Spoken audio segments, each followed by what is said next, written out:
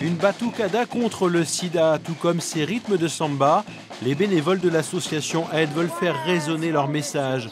30 ans après sa découverte, si le sida reste une maladie mortelle, son traitement, la trithérapie, a considérablement évolué.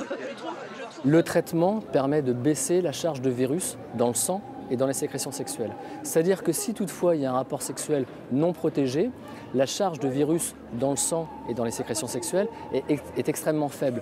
Donc le risque de contaminer son partenaire est lui aussi tout aussi faible.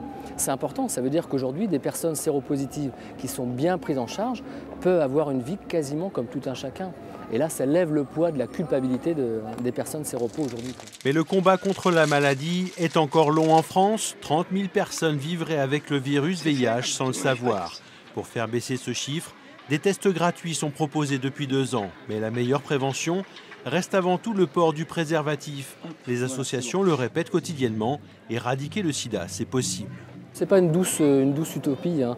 Avec ces 3 éléments, prévention, préservatif, traitement, dépistage, on peut stopper, canaliser l'épidémie, la juguler. Alors ça prendra quelques années bien sûr, mais c'est quand même ces 3 éléments qui nous permettent réellement de l'impacter.